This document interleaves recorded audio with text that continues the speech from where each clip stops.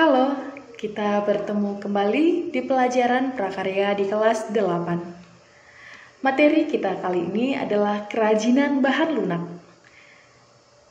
Kerajinan bahan lunak yang kita akan pelajari pada kali ini adalah bagian yang pertama. Adapun materi yang akan kita pelajari dalam kerajinan bahan lunak adalah prinsip kerajinan bahan lunak. Tujuan pembelajaran kita: 1. Menjelaskan pengertian kerajinan bahan lunak. 2. Menjelaskan prinsip kerajinan bahan lunak. Perhatikan gambar berikut. Gambar apakah ini? Ya, ini adalah kerajinan lilin hias dan lilin aromaterapi. Bahan dasarnya adalah lilin. Ya, kerajinan sabun. Bahan dasarnya sabun. Ya, gambar ini adalah kerajinan guci. Bahan dasarnya adalah tanah liat. Lilin, sabun, dan tanah liat dapat dibuat sebuah kerajinan yang indah karena bahan-bahan tersebut memiliki sifat lunak sehingga mudah dibentuk. Kerajinan bahan lunak adalah produk kerajinan berasal dari bahan-bahan yang sifatnya lunak, lentur, lembut, empuk, dan fleksibel dan mudah dibentuk. Seperti contoh gambar di bawah ini: tanah liat, plastisin, sabun, lilin, kulit hewan, fafke. Prinsip kerajinan bahan lunak.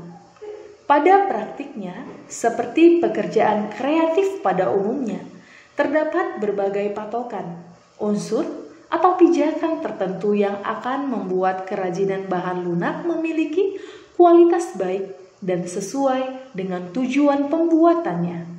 Hal itu disebut dengan prinsip kerajinan bahan lunak yang diantara lain adalah sebagai berikut. 1.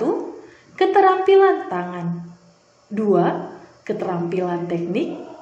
3. Kedaerahan atau tradisional. 1. Keterampilan tangan.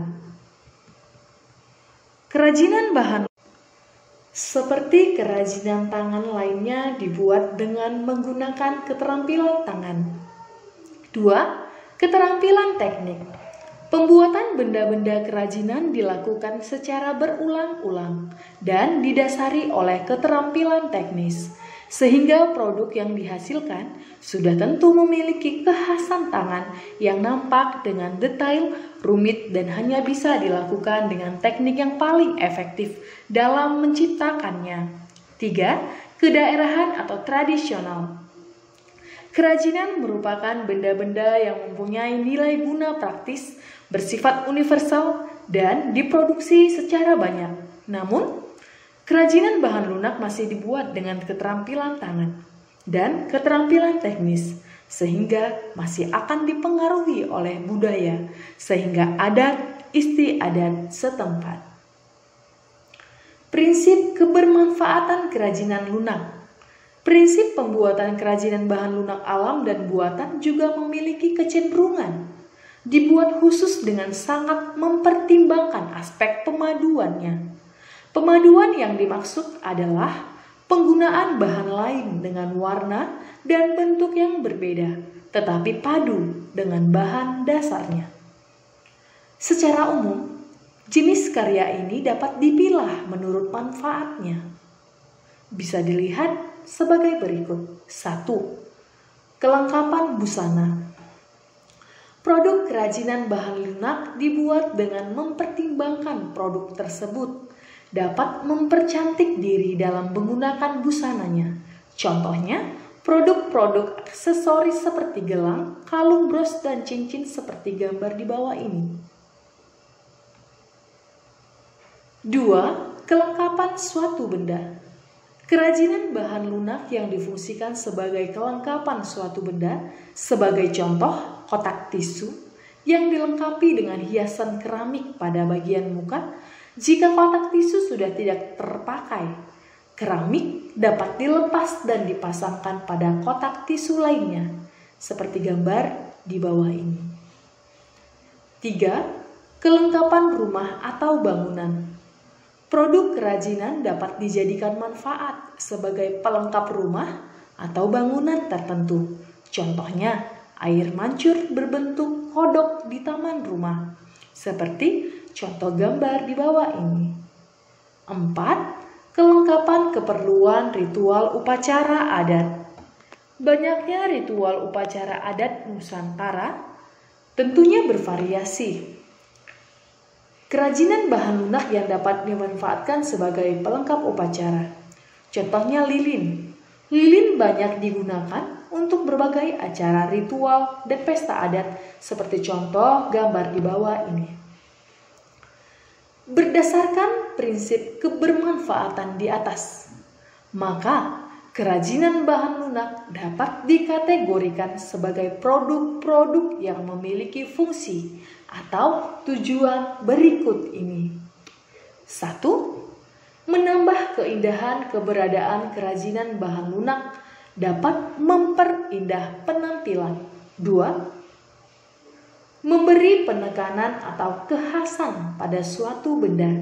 Jika diberi kerajinan bahan lunak, maka sesuatu akan terkesan khas. 3. Menjadi persyaratan pemakaian. Kerajinan bahan lunak merupakan persyaratan untuk dipakai. Jika tidak digunakan, maka tidak berarti apa-apa. 4. Merupakan pertanda atau simbol produk kerajinan bahan lunak. Dijadikan sebagai pertanda atau simbol suatu kepentingan. 5. Dibuat khusus sesuai benda aslinya atau duplikasi. Kerajinan bahan lunak dibuat secara khusus, menyerupai bentuk aslinya untuk alasan dan kebutuhan tertentu. 6.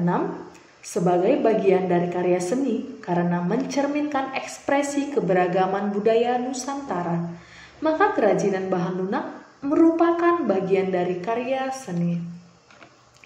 Demikianlah pembelajaran kita mengenai materi kita, kerajinan bahan lunak.